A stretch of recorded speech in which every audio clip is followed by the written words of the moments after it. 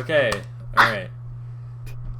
Welcome back to the final episode of the Bad Questions, Worst Answers podcast. Each week, I, Connor, along with my friends Brett What's up? and Charlie, Ayo. present a bad question to the Oh, others. that was fun. Yeah, Then, as a group, we attempt to explore these bad questions with the worst answers. Indeed. Brett.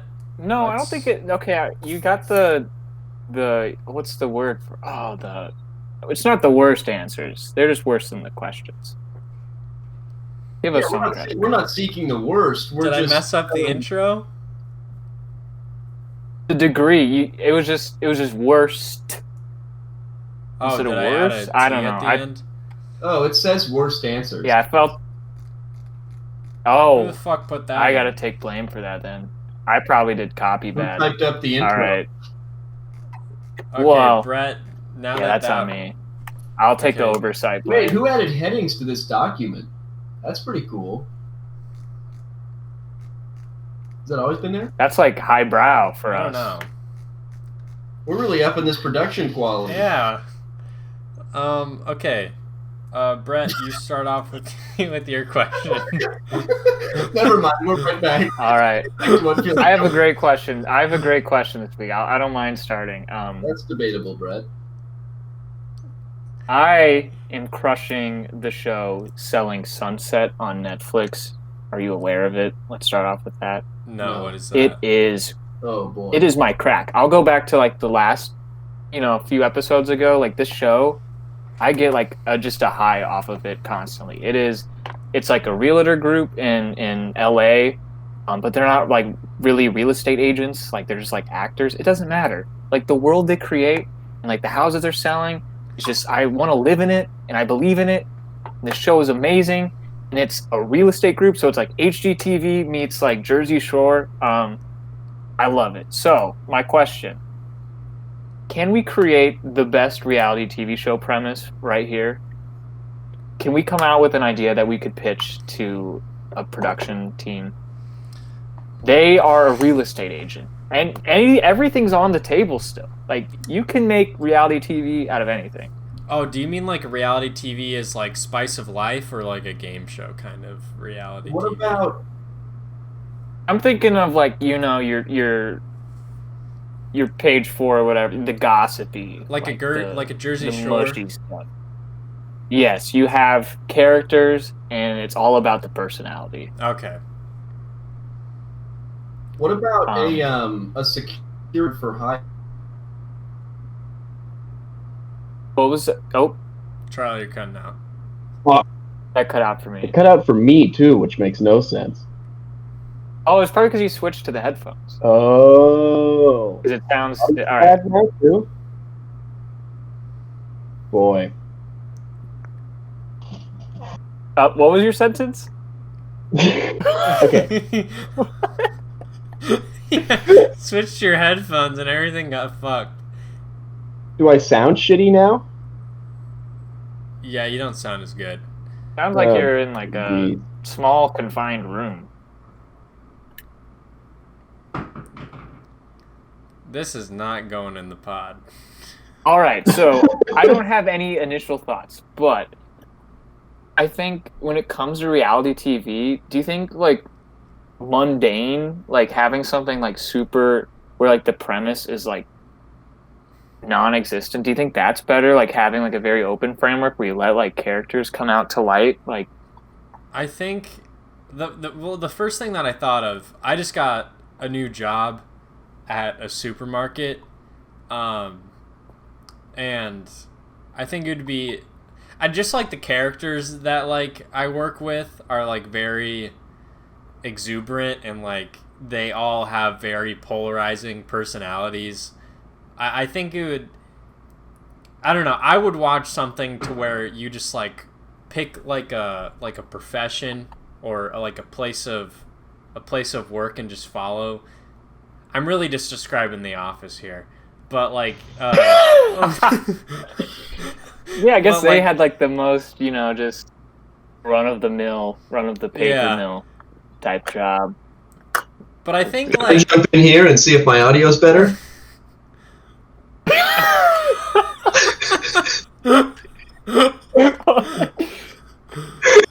It feels very rounded. I don't know why that's like the adjective that comes to mind when I it's hear not you hear your better. voice. God damn it! Maybe talk less. I'll just dip for this pod. Does that seem good? What happened? All right. What happened to your other audio? Is this better? Yeah. Oh wow, that's a lot better. Whoa! Speak more. All right. So The Office. You guys were just saying a second ago. Circling back to where the conversation was. I think it is a good point to jump off of. Like, yes, it's like mockumentary, but it's like a quasi-reality TV show, right? You're in it for like the characters, like the in the workplace. I don't know. Like, is relatability a big thing? Like, I think The Office where that really resonated, especially with like adults, was that they could see like the people that they worked with in that show. They're like, you're building I had like a boss.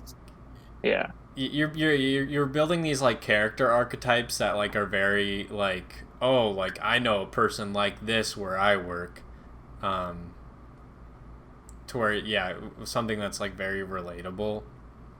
I think it's at the same time. This sounds dumb, but has to be like super unrelatable too, because all the TV that's like huge is just like uber rich people doing uber rich things and like characters that are so overblown like you don't actually know anyone like them. I think you have to it's like strike a balance between like it's so absurd but like it's grounded enough to like where you can like get behind. But I think like the thing where like you're watching rich people, the reason why people watch rich people is because, or reason why people watch rich people is because like you just want to see like what you want to strive to get to. I do think there's like there's like a tipping point almost where if it's so ridiculously like above where you're at in life, like Selling Sunset, they're like in these $15 million homes. Like, I don't have to like be on the fence about like, is this like a real show? Like, it's just so like too perfect. Like, I can just like ignore that all and buy into it without like fear. Just go like, whatever. Like, we're on a ride. Like, Yeah. I don't have to. Like, I don't know, because like if I watch like Jersey Shore or whatever, like I don't know. I guess I haven't seen that show like in a while, but or like Love Is Blind is a show that was just recently came out. Like you have to fight that urge of like, is this like really real or is this like fake? And you're constantly like on that fence of like debate. But I don't know. Maybe if it's like too ridiculous, you don't even have to have it. It's just like let's go along for the journey. I think what makes like the best reality TV is you have these people that are grounded. They're real people, but it's almost like they're out of reach in a way. Like you want to watch the most popular reality TV shows are like Love Island and like the shit on Netflix. Like people want to watch hot people. You know what I mean? Like, so Brett, do you want to like craft like? Oh yeah, you want to craft like the best premise of like. So yeah, so it's hot people in rich situations, like super rich situations.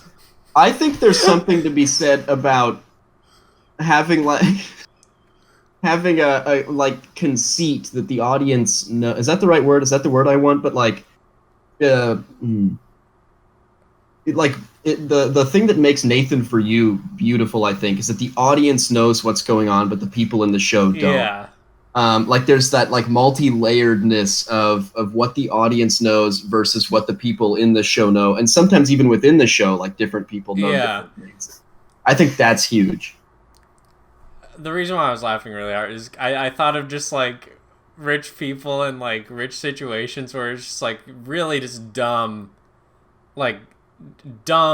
like hot people, not dumb hot, but just really dumb people that are hot, and like these really like absurd like complicated situations that they have to handle, like is like have to like deal with finances or like a business, and they're just like stupid dumb, like they're Declaring Chapter 11 bankruptcy. yeah. That's the show.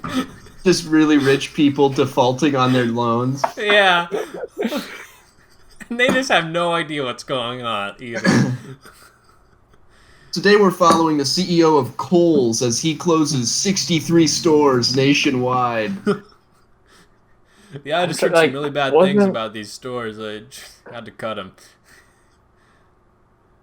What was that show, like Undercover Boss? Yeah, I loved that when I was a like kid. where people had to like the CEOs had to rough it for a couple days, just like doing like normal jobs. But all that the were just employees so like far below them. immediately knew. Like every employee Yeah. figured it out.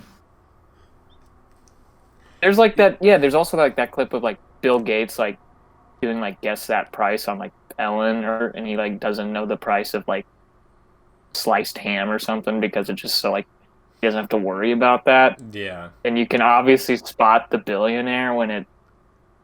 I don't know. Do you think they watch reality TV shows, like people in like the upper echelons of society? Like, do they watch? They can't watch like Up. Like they can't, aspire to be like those rich people in these shows. Yeah, that's what I was gonna say. It's like, what are they gaining out of, other than like because other than trashy people and like these trashy situations, like what are they gaining, or what new perspectives are they? Do you guys know the show Below Deck? No. I'm so intrigued. It's like a show that follows crews of like super rich yachts. They're like for hire, and so rich people like rent the yacht out for a week or whatever and go to these places. But this just follows the crew as stuff happens. So they like hook up, and there's all sorts of fighting and like drama and stuff that happens. It's super dumb. But I've always wondered if the people that are renting the yacht while the show's being filmed go and watch that episode of Below Deck. You know? Like, do they want to see what the drama on the boat was? Or, like, when their shrimp got served too cold, like, who got, just wrecked Who got the for hat? it? Yeah. The more we're talking, the more, like, I hate kind of my question because it's like anything works, right? Like, It this, really does. like, this Uber, like, cruise service and, like, it just, like, the dynamics of that, like, the premise of them being like working on a cruise or like a yacht or whatever is so inconsequential. I don't know. Yeah.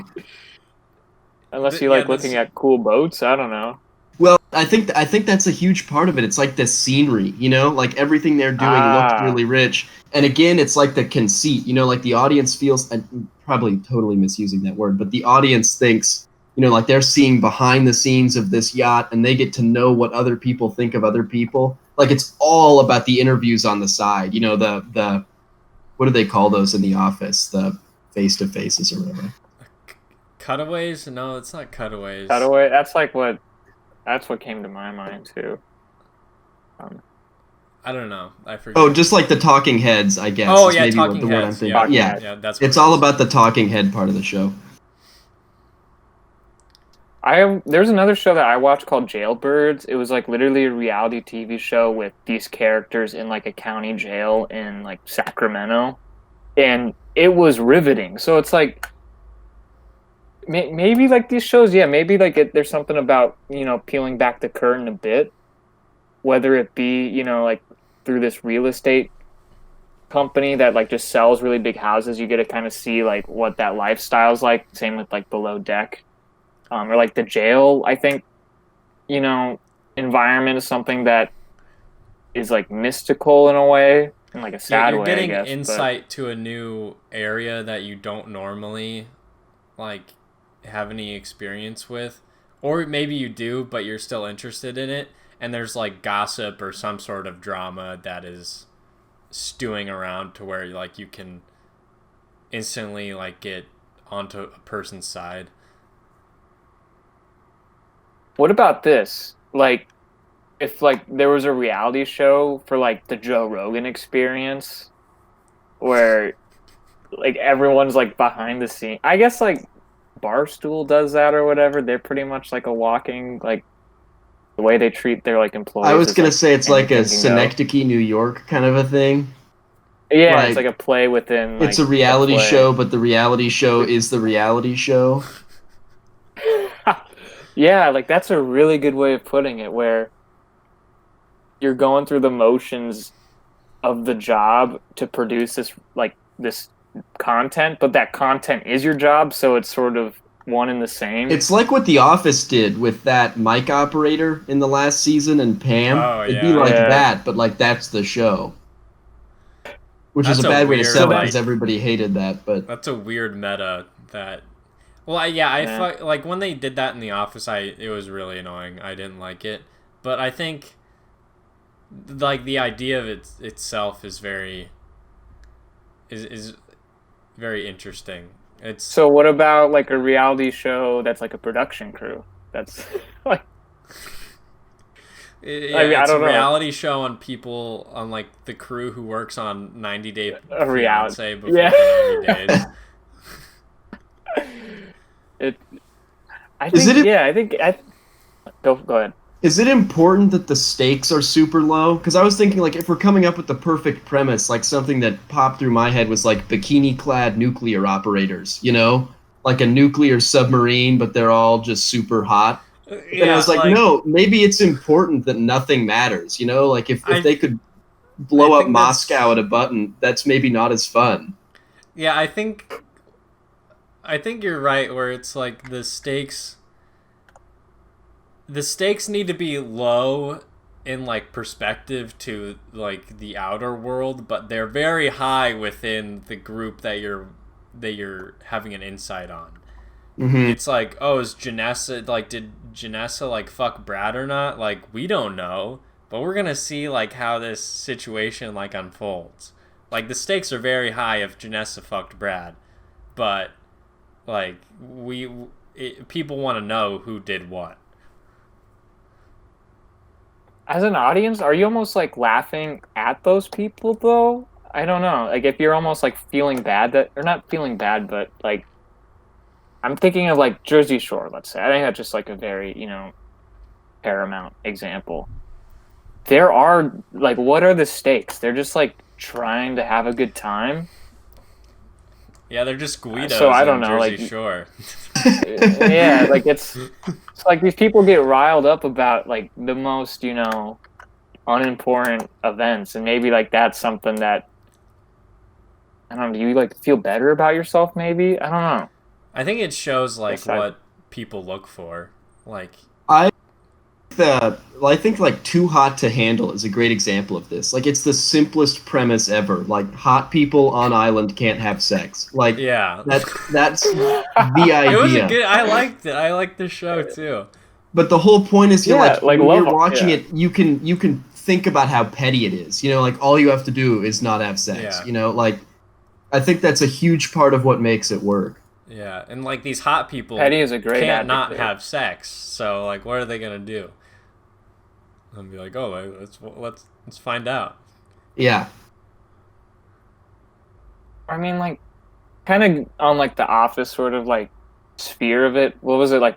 The League was like a show about a fantasy football league. Like, yeah, like the premise doesn't matter. I don't know. Like the stakes are like non-existent. But I think people maybe there's just something to said about people wanting to see like the comedy of like everyday life. It doesn't need this, Dwayne "The Rock" Johnson and Kevin Hart, action movie to facilitate jokes. Like I think it's you like find I think it's an escape from like people's own drama. It's like watching.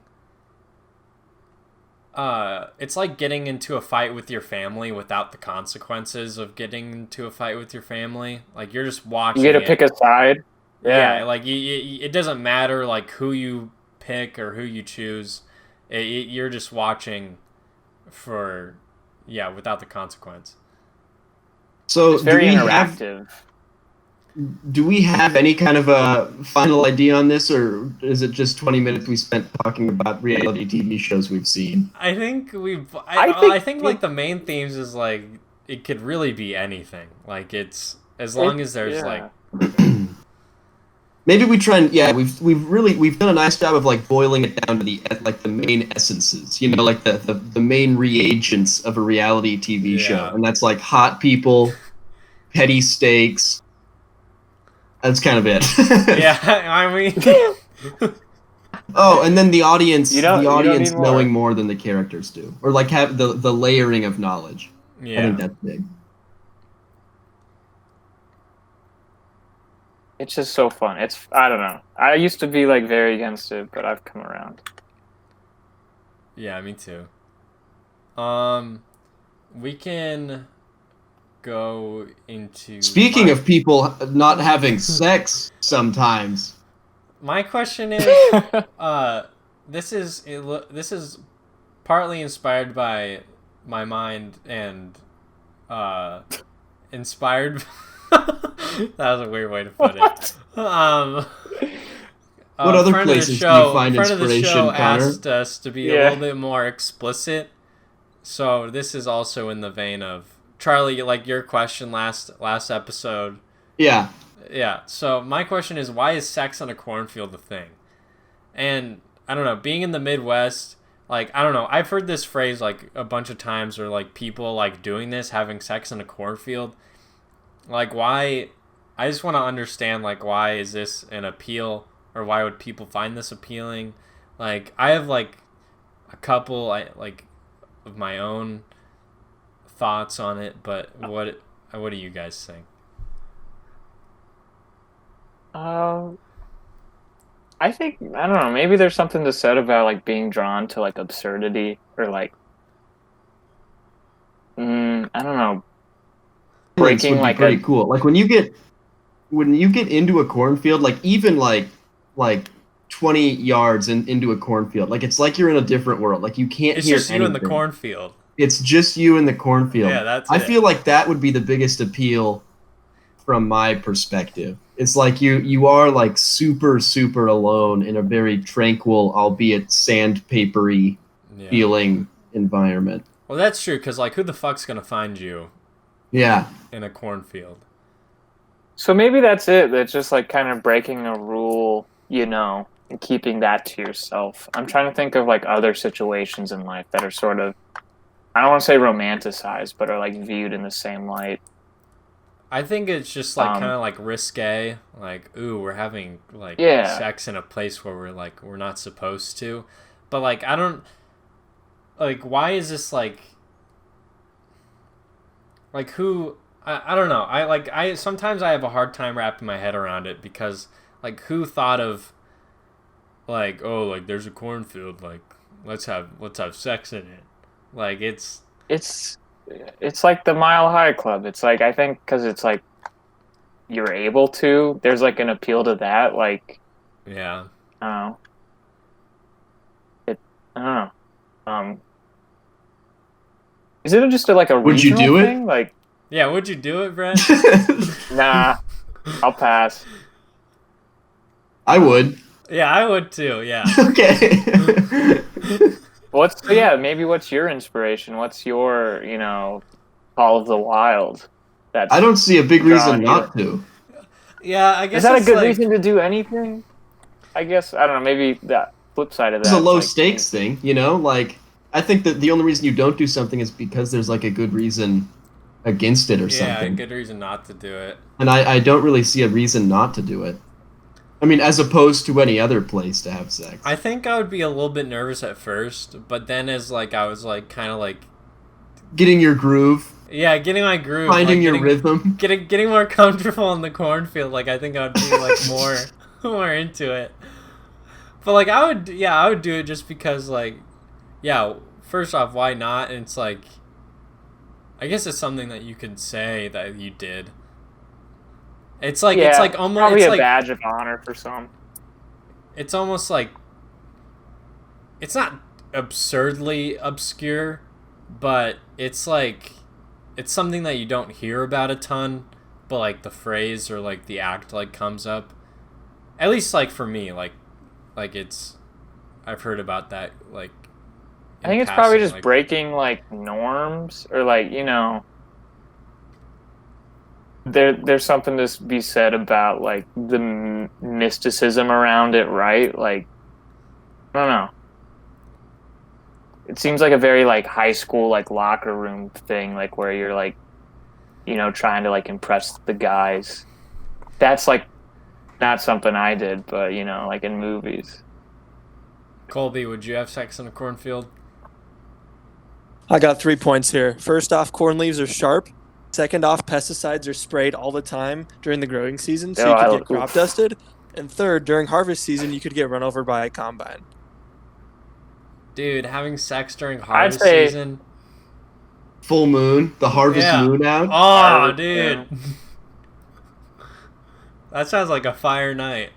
Would you? Okay, here's my thing. I guess when I was thinking of it, I was picturing it in like, you know how they can't like the fields aren't completely full of corn. Like when there's angles and stuff, there end up being little gaps of like grass in the middle. Yeah. I was picturing like one of those, like in the middle of a cornfield, but not in the corn. I think Are you that'd be more picturing- romantic. Yeah, are you picturing amongst the rows of corn? I didn't know that piece of information till now. But yeah, I was thinking just like I live on a raw farm. cornfield. Just hashing it It's out. farm things. I would be less inclined to do it in the corn because corn leaves are awful. Like even before they start to dry out, they're literally like sandpaper. Like they're horrible. Yeah. Well, and like Colby said, pesticides. Like, what if like your fucking dick stops working? Yeah, it's like a free condom. Yeah.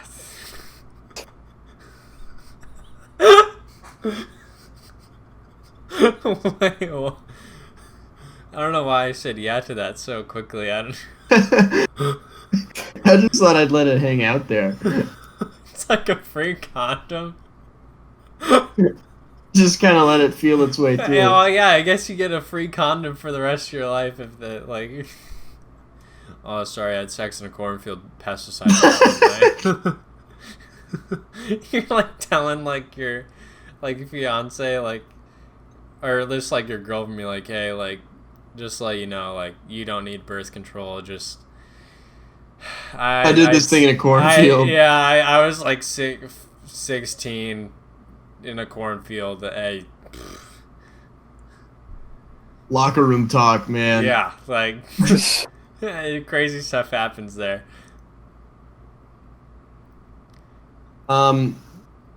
Yeah, I think I'm out on the Dude. in the cornfield side. Colby made a pretty compelling, final argument. Just stating the I would do facts, it in no one of the argument. grass things. I think I would still do it. I would do it in one of the gaps, and I there's a decent. I mean, if I had to, I'd do it in the corn too. If I was getting like, That's not a lot of Connor. space. Yeah, Brett. Would you kiss and tell about it, or would you, keep that to yourself? Would it be I would kiss and I don't care who knows. You have to establish a rule. No, but but if I any mean, of does the it four of lose- us does it, but it Does has it to come lose back its to the pod. Does it lose its mystique like if you tell people? yeah, it becomes a means to a different end, not an end itself. I think if any of us do it, we have to tell it here. Yeah. I think now, like, I think we can keep a lot of our lives private, but I think now that we've presented this, if any of us have sex in a cornfield, we've got to report. Yeah, we have to tell it on the podcast. All right, We've gotta. I'll put my bets on Connor then. He seems pretty gung ho. Even though I don't know, I'm- Charlie, you made. I'm not gun ho, but like if things are just like if the night is like if the night calls, like I'm picking up. if Connor is riding a certain wave, he's gonna see it out to the end. Yeah. I mean, I'm pretty far from any cornfields right now, so you guys both are in a better position than I am in the near term, although now would be a bad time, because that corn's getting dry. Hate to be that guy. Man, I just hate the guy that just talking about dry corn. Dry corn guy. Yeah, Mr. Farmer's Almanac over here.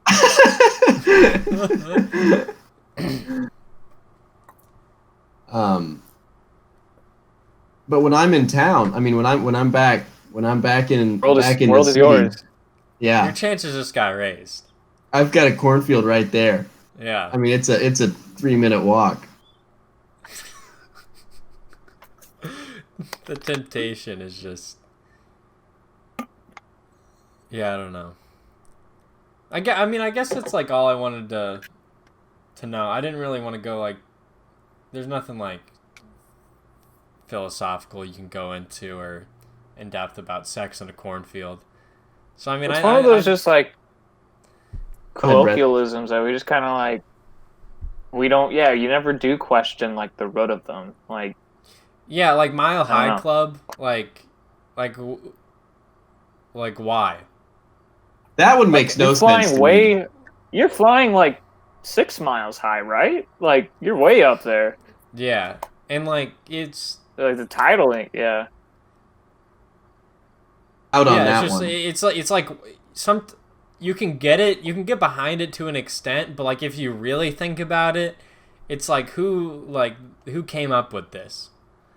Well, and there's like no way that that's like comfortable or satisfying. I feel Oh yeah, like. and like plain bathrooms. It's just kind are, of like, rude. I'll just Yeah, Yeah. Also, yeah, you're like disgusting. But in a cornfield, like Yeah. nobody knows. It's you and the corn. There's something kind of tranquil and nice about it. yeah, primitive. Yeah. Yeah. It's got the primitive vibe. yeah. Well, yeah. There who is that? something.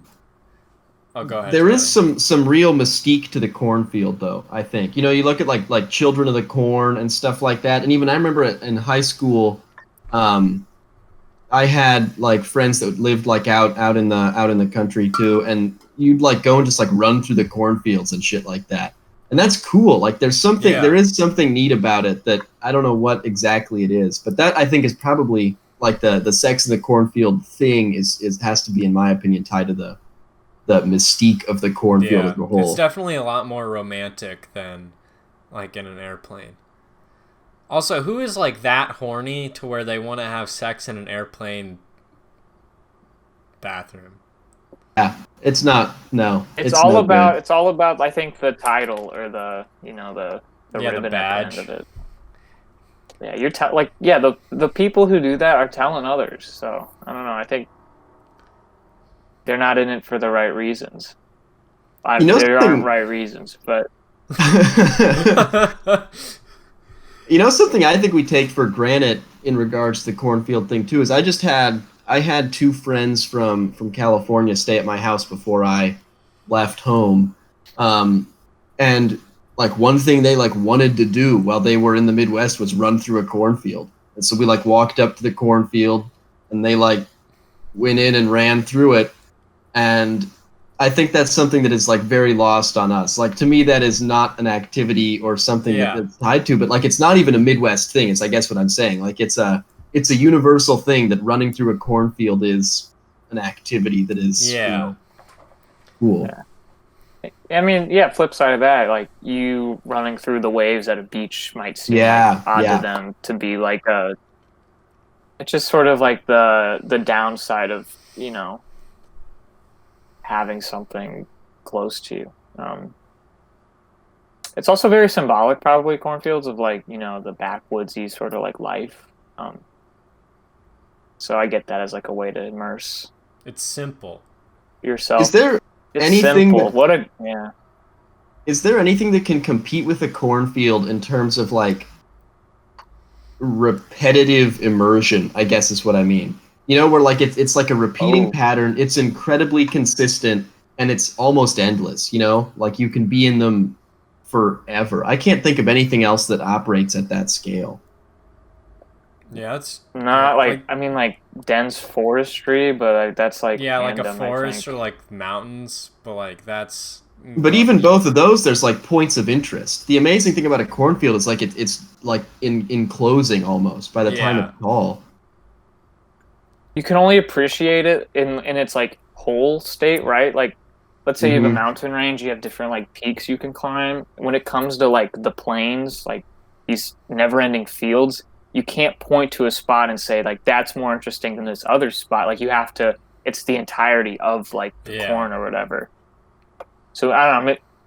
I don't have like a point to like wrap that up, but sounded cool. And it's the same thing with like a corn maze, where there's a reason there aren't like forest mazes or something like that, because there'd be like points of interest. But Yeah. it's sort of an interesting analogy or like anachronism or something for the plains in general. It's just this like endless monotony of the same stuff over and over again. But in that, I do think there is some real like power and Yeah. beauty. I think it just like it shows like how like endless like your possibilities are, like what you can do in that and with that like vastness of just like there's nothing like specific about it that you can point to, like you guys said. It's just kind of like it's the endlessness of like, oh, like there's so many things I can do in this area to like play or whatever. Yeah. Speaking about trusting people, Totally. do you think Great segue. that Charlie? Do you want to? Yeah. Do you think that people are too trusting? I don't think there's any way this ties in with the last question, but it's my question. No, I got it. Okay. Yeah, I guess the impetus for that is, I mean, it's something that just I sort of thought of. Well, actually, the impetus of it was I'm in California right now, and like the air is super awful here. There's a fuck ton of smoke all the time and that kind of a thing. So people are checking the AQI all the time, the air quality index, for like how many particles per million are not good.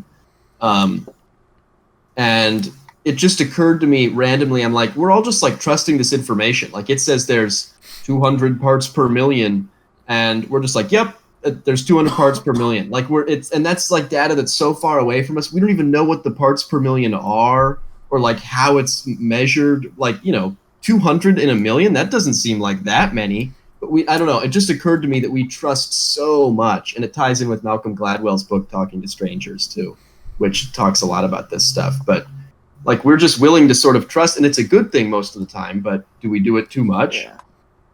Yeah, it's weird how much blind faith we put into just information at large. Like there's very few people that like will question like where that's come from or whatever. Like if people just tell you like a fact or like a statistic, like you're probably gonna believe it unless it's like completely absurd.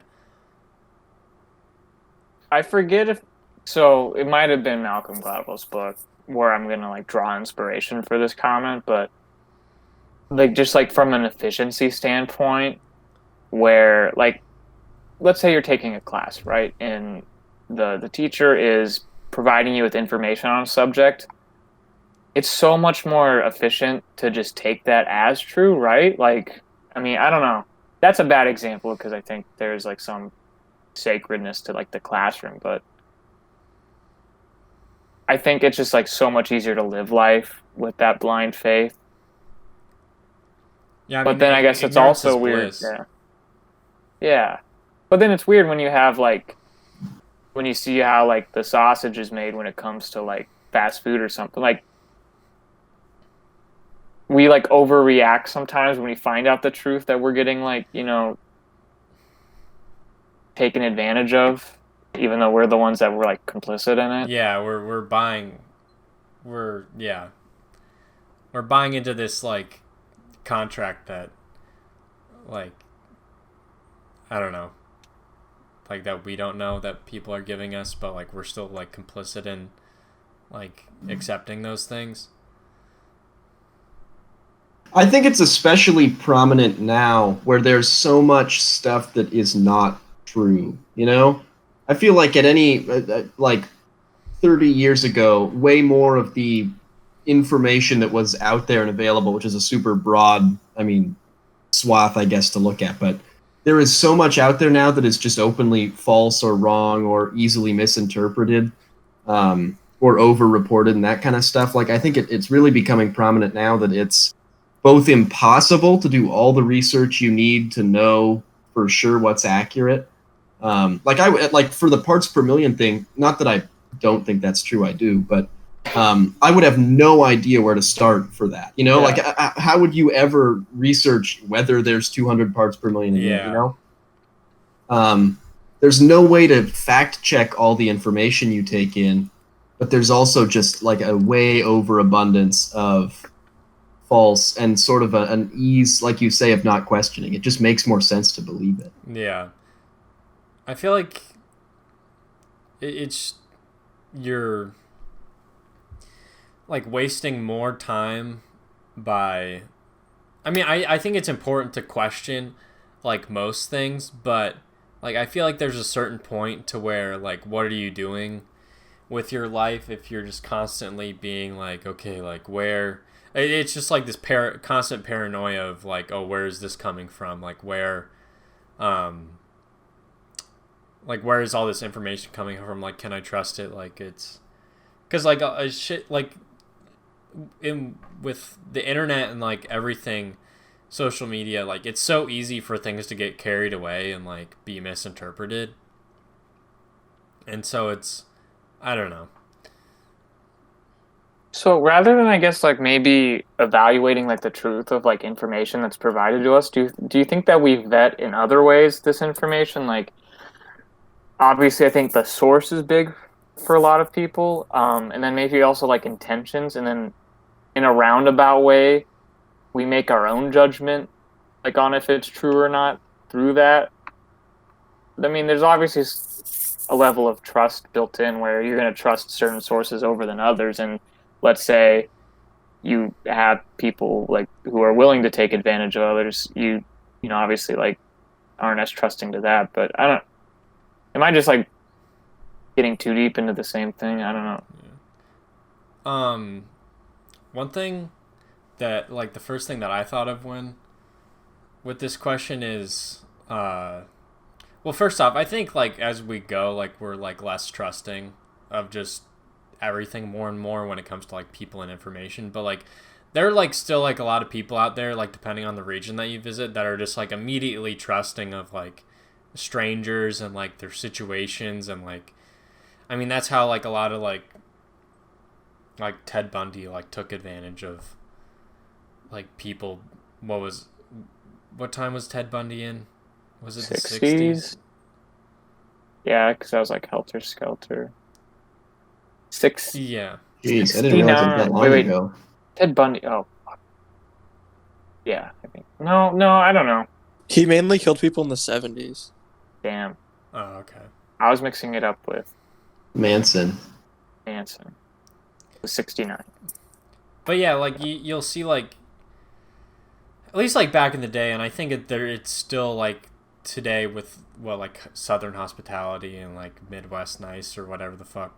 I think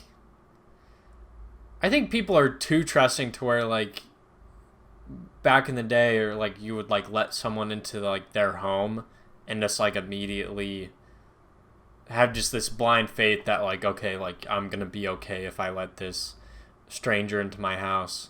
But like now today, like that would never be like talked about or like even considered in someone's mind, to where like, oh, like someone just knocked on my door and asked if like I could have like they could stay for a night or whatever. Like that would never happen. Or even like hitchhiking, that would that doesn't happen really that much either.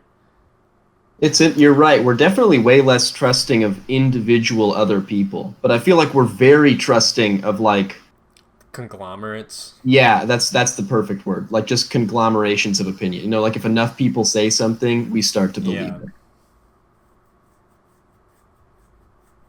I don't know, because I think if you lose that trust though, or like, is that you're just like too cynical to like move on? Because I feel like I'm thinking a word that comes to my mind a lot when we're talking about this is like compassion. Like Connor, you're saying like someone needs help and like knocks on your door. Like I will be honest, like, yeah, I think I wouldn't let someone in, but is that because like I'm not trusting of them, or if I don't have like room in my heart to show compassion and like I don't I know. think it's a It's a little bit of weird. both. I don't know, like, what's my train of thought? Like, is fraud more prevalent now than it was before, or are we just more, observers aware of of it it. through like, I'm thinking like Firefest, right? Well, I guess I don't know. You probably had you connivers and tricksters back in the day, but Yeah. I think now everybody's platform is so big, though. Like a conniver or a trickster in the before couldn't access 4 billion people in one app. yeah. I think that's what makes it different. What do you think about like crowd like Yelp, let's say, where you put your blind faith in like these anonymous reviews, and in a way, I think it just transfers the problem because like you want to go to restaurants that like promote themselves accurately. So if they say we have great customer service, we have great food, you want to go there, but you know that you can't trust the restaurant saying that, so you trust these people on that app. Yeah. It's You want an example of this? I bought a shitty USB or USB-C to like USB-A. It doesn't matter. I bought a shitty computer adapter on Amazon a couple weeks ago, and it had like 5 reviews. It was like a super simple, cheap product. Looked fine in the pictures. Bought it, plugged it into my computer, and it blue screened it and fully bricked the computer. And I had to send it back to Dell, and they put in a new motherboard and battery and reinstalled damn, the OS. what the fuck? It's just like an adapter. It's like Yeah, this was just a little USB adapter. That's fucking Now, insane. granted, the computer was not like in a good spot. It was a struggling laptop at the time. Actually, it's this laptop. But like it wasn't. I'm not saying it was that, but this thing super fucked up the computer, and the initial blue screen that caused all the problems after had a driver error from the new driver that was just installed. So like this thing fucked up my computer big time, and maybe she just didn't have the legs to figure it out after that. But either way, super fucked it up. And I went back and read the Amazon reviews, and they were all just the fakest, like total bullshit. 5-star. Like it was horrible. They were like, it was like 80% 5-star reviews, 10% 4-star, not a single 3-star or 2-star review, and then like 1-star reviews from real people. But I didn't scroll that far. I just saw the average rating, and it was like 4.8, and I was like, damn. And it's totally on me, but Yeah, it's weird how much trust we put in like consensus reviews, like Rotten Tomatoes and like Yelp and what's like another popular. Google reviews. Amazon. Like, Yeah. What, Brett? I think is it just one of those things where we trust that there's bad apples in the bunch when it comes to humanity, but we we just like really believe that like the good ones will prevail, so therefore like if you ask enough people, like the cream rises to the top, the truth comes out. Yeah, I think obviously yeah. with like fake reviews you kind of get away from that.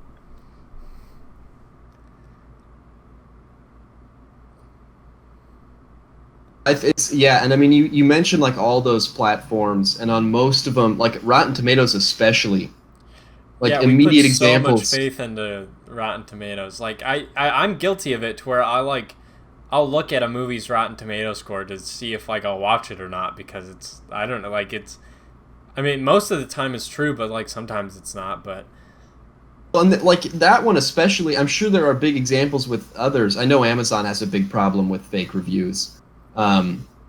But with Rotten Tomatoes, there were tons of big scandals about like movies just getting review bombed before they were even released and stuff like that.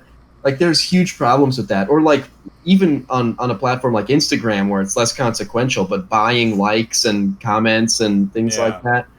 it just, and yet we trust it, because what else are we supposed to trust? Yeah. Like I'm not Even, saying like, it's a fault of us, it's more a fault of the system. Yeah. Even like brands will trust it because like if you buy likes from someone or like you buy so many followers and like you get like a brand to look at it and they're like, oh, like you have like 100,000 followers and you got like 50,000 likes on like this Instagram post, like, oh, like Raycon's gonna come in and like sponsor you, and it's like, okay, well, like, do those followers and likes really mean anything? No, it's more importantly about the engagement, but like that people want to look at a number. And yeah, Not to get like too like big picture, but I think, you know, when it comes down to like a lot of these issues like are derived from like the profit incentive, right? Like, why are there fake Amazon reviews to sell more like things? Why are there, you know, these bomb attacks on Rotten Tomatoes? It's to, you know, decrease like the amount of money a movie's gonna make. Like, it's like sad to think, but like that's kind of true. Like, what's the incentive? What's the motive behind all of this? And it's, I don't know. What starts out as like a harmless sort of service, you know, it can get corrupted pretty easily. Like, I just watched Sour Grapes, the documentary on Netflix. I watched that too a couple days ago. Yeah, so like, it's really interesting. What's that? It's about the wine auction scene and sort of a character that emerges that isn't what people thought to believe. yeah. So that's like a really, yeah, I mean, and we're all like fascinated by that, right? We're all fascinated about how do people, you know, believe the hype? How do they fall for it? Like, we're always, maybe it's like a curiosity of like, how can we pick up on the signs? So if we're in that situation, we won't. I think we all think we won't, but I don't know.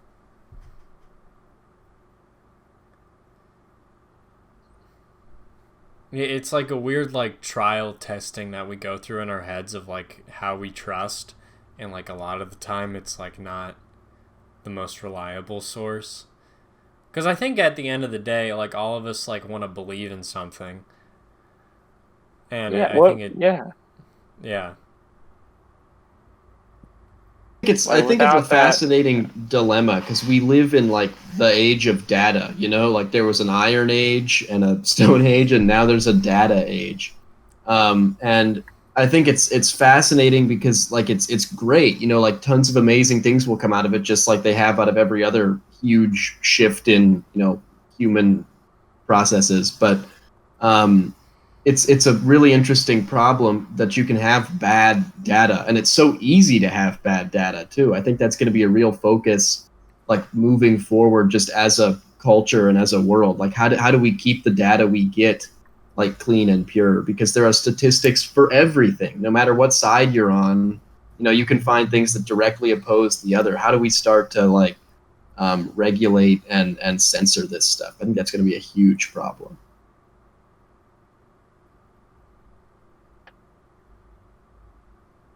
Sorry, that kind of that became sort of a manifesto. No, I think that's a good crescendo to the, like, you know, like what? Yeah, I don't know what will life look like moving forward.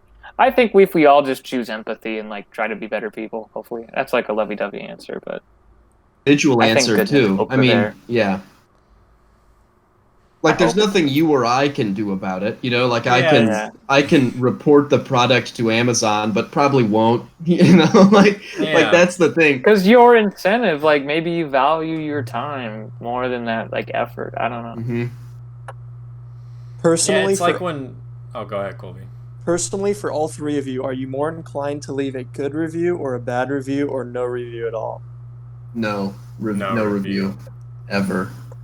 I think there is something good though, like get at good versus bad. Do you leave reviews? I think I'd be inclined to think I'd leave a bad review over a good review, but I would say like sometimes you gush over something and you're like, I have to, you know, promote this to the world. Like, would you probably so, be like, more likely to go good? I mean, I don't leave reviews for anything. I'm not going to leave a review for that USB thing. Like it just doesn't seem like it matters to me. But I would probably go good. I think it's I think it's a time thing for me, because like if I, for example, like if, and I think this is the most prevalent where people like leave reviews and complain, like a fast food drive-through, like say like I like ask for like a ranch or like a sauce, and they don't put it in the bag, and like it's okay, and I'm like, okay, well, like maybe next time like I'll get it, but like there will like it's just not worth my time to like go back and complain about it and get it. But there will be people out there that will like curse at you like because they didn't get this thing that they wanted.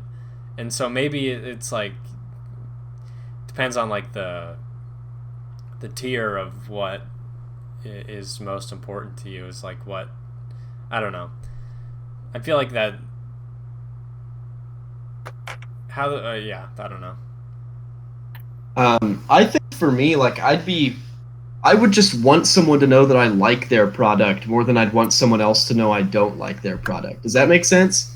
Yeah, you want to keep like the good to stay the same rather than like change for the worse. Yeah, like if I don't like something, I just want to be over it and done with it, you know. But if I like, I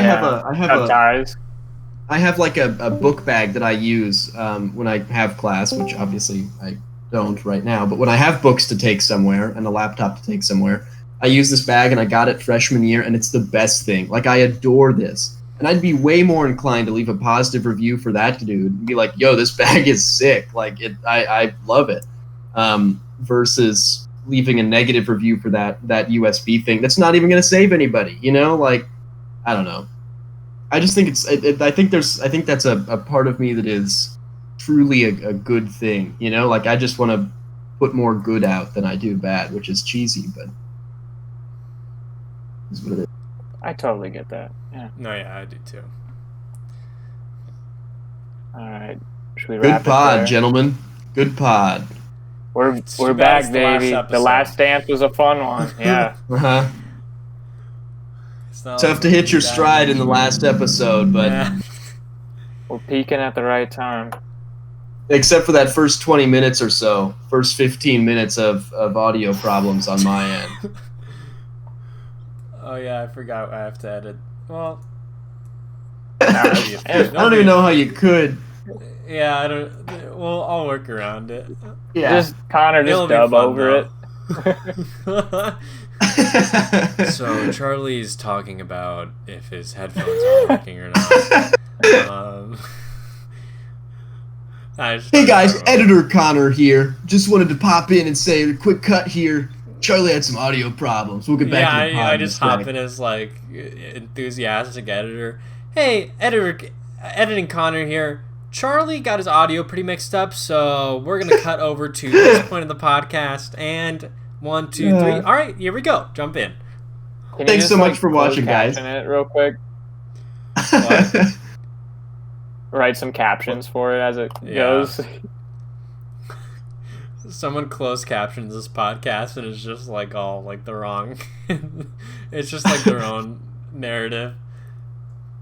Are those vetted at all? I think you have to approve them. I think somebody could close caption it and have it be super wrong, but if we said yes, it'd be good, which kind of sounds like a good bit, honestly. All right. Yeah, if you can, if you can be nice and use, compassion in your closed captioning, we'll appreciate that. Yeah, if anybody wants to close caption this 1 hour podcast that gets 4 views, that'd be greatly. Hey, if you do the whole thing, I'll give you like $5. Like, I'll do it. I'll pay someone. I'll double that. I'll match it. All right, sounds like you'll be getting $10 for Venmo. 2 hours worth of work. Thank you guys for listening to the Bad Questions, Worst Answers podcast. I'm Connor. Yeah, you are. Yeah, all right. See you guys later. See you. Yep. Woo!